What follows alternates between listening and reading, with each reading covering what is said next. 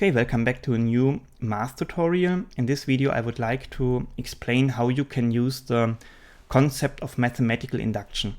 And this is a tool to prove certain theorems, especially when you study math or physics. Then there will be maybe some lecture in which you have to apply this method in one exercise, for example. And then you have to know how to do that. And in the beginning, it's a little bit tricky to understand. I can imagine that.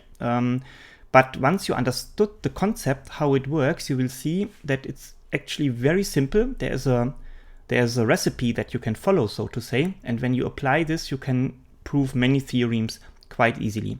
And in order to not to make it too complicated, I have chosen now here, as you can see, a formula which is easy to understand and also easy to prove.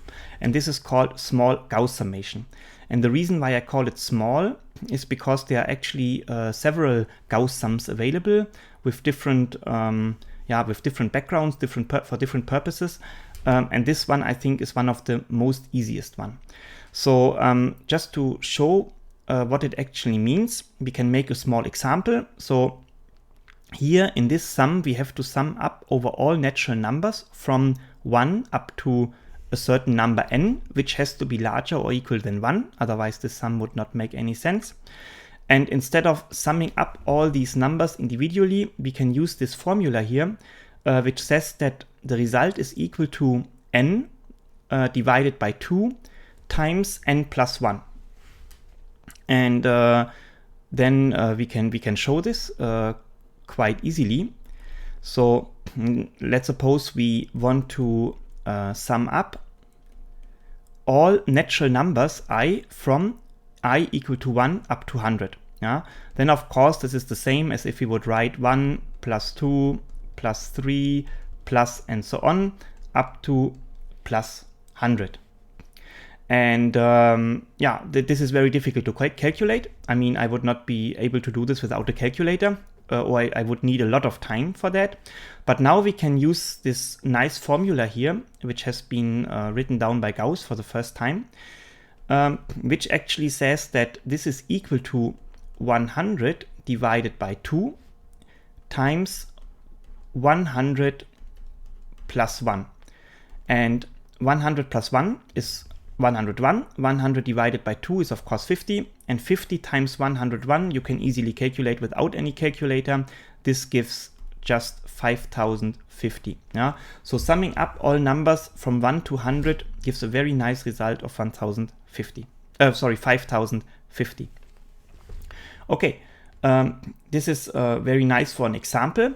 The problem is that if you want to show that this formula can be applied for any natural number n, you would have to insert an unlimited amount of numbers, because the set of natural numbers is unlimited. So this of course would not be feasible.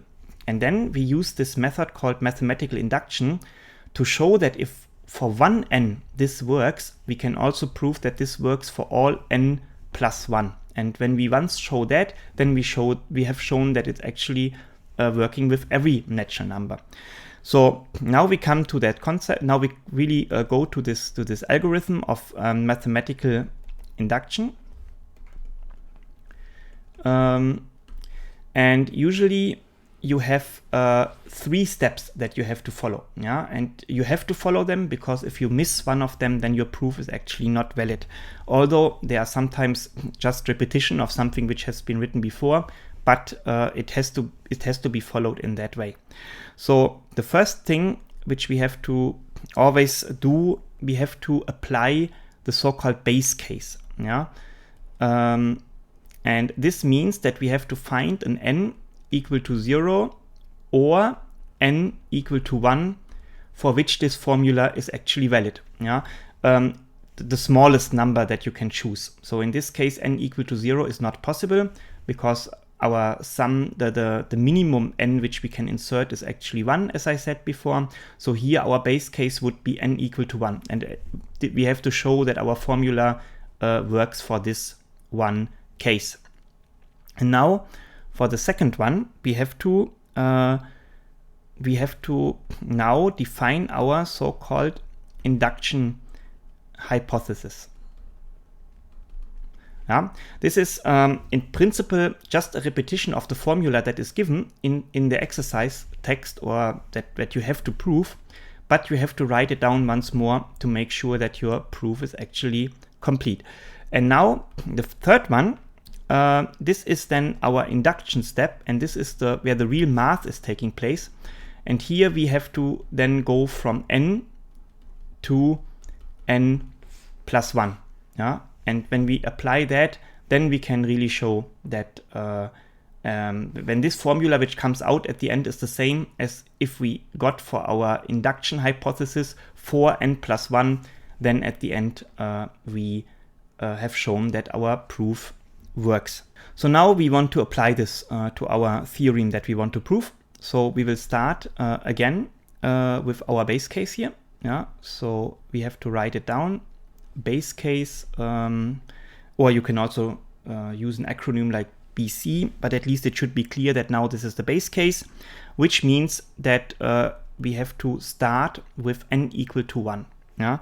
And then we have to insert this into our formula, I equal 1 up to n equal to 1 over I, and this is of course very simple. Yeah? We only have to write down 1. Now we have to show that this is actually equal to the formula that is given here. Yeah, this n over 2 times n plus 1. So we have to insert here 1 plus 1 gives 2 times 1 over 2. This 2 cancels out, and at the end 1 remains. So 1/2 times 2, 1/2 times 1 plus 1. This gives 2, this 2 cancels out, so this gives 1, which means that our formula is actually correct. So the base case is now proven, or the base case is finished. Now we come to our induction hypothesis.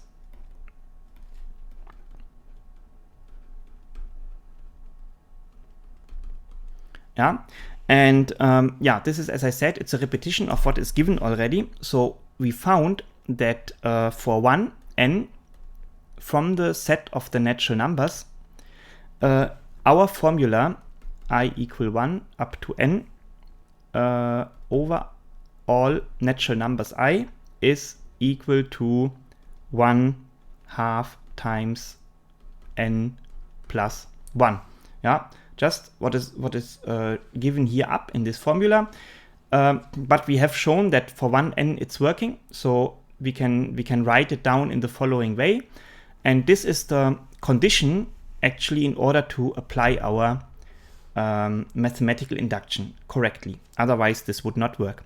Yeah, and now, as I said, the real math starts in the third step, which is then the induction step. So here we then have to go from n to n plus 1. And this is then divided in two parts, so to say. The first part is to show what comes out if we use this formula, yeah, that we have given here. So when we sum up from I equal 1 to n plus 1 over I, and we use this formula, this would give n plus 1 divided by 2 times n plus 1. Yeah, we have to replace this n with n plus 1 plus 1.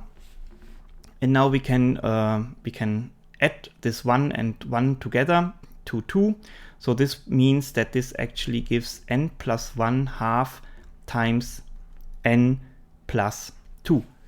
Okay, and this is now the formula that we have to prove, that this comes out when we apply our induction step to this formula here.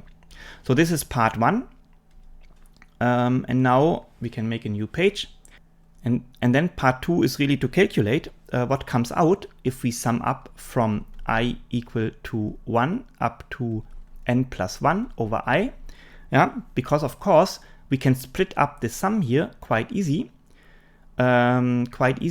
So we can say that this is actually the sum over I from I equal 1 to n. And then the last step we can take out of our sum here, which means that this is n plus 1. Yeah, so we have not done anything else except taking out this last chain of our sum.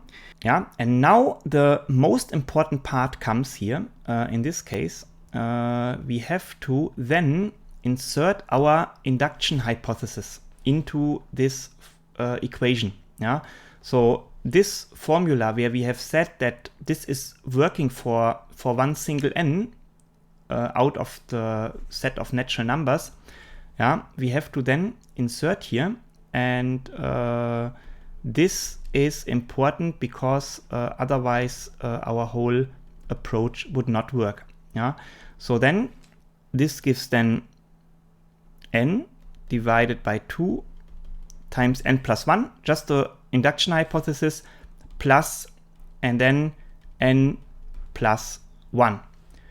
Okay, and now half of our solution is already completed.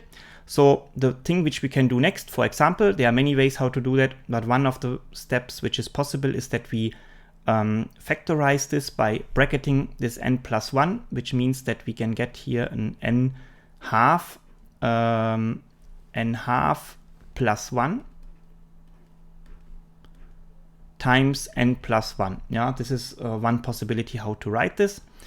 And now we want to show actually that this is equal to this formula here. Yeah?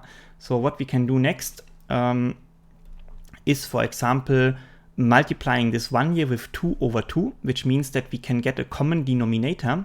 So we get at the end here n plus 2 divided by 2 times n plus 1. And then we can only exchange these two numerators here. So because we have a product here, we can also shift this 2 below this n plus 1, which at the end means that we get here n plus 1 divided by 2 times n plus 2. And when you remember what we have said here, this is exactly identical. Yeah. So now we have shown that when we apply this formula for n plus 1, for the n plus 1 case, yeah, then the result is identical to what would come out if we really write down the sum, including our induction hypothesis for n plus 1.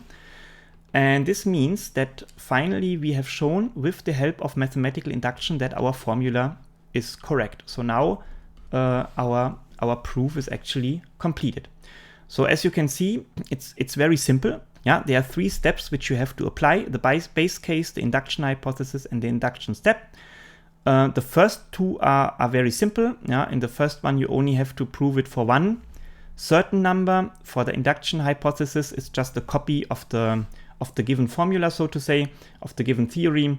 And then the real math where you have to do some calculation is the induction step. And then you have to actually show that what comes out at the end for the case n plus 1 is identical to what you expect from the theorem or from this formula which is given for the case n plus 1.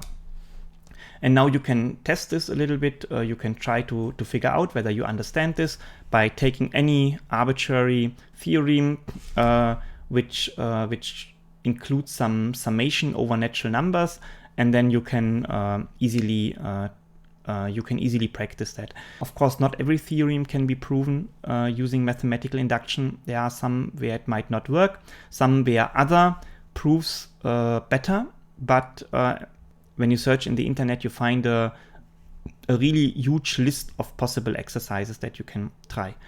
Okay, and I hope that it was instructive. I hope that it helps you a little bit throughout your analysis lecture, where you might have to apply something like that. I hope that it helps you also to prepare for your examination, for your exercise sheets that you have to solve maybe. And yeah, if you like the video, I would be really happy if you click the like button, if you subscribe my channel, if you have not done so far, and if you don't want to miss any further videos. And hopefully see you soon for a new video.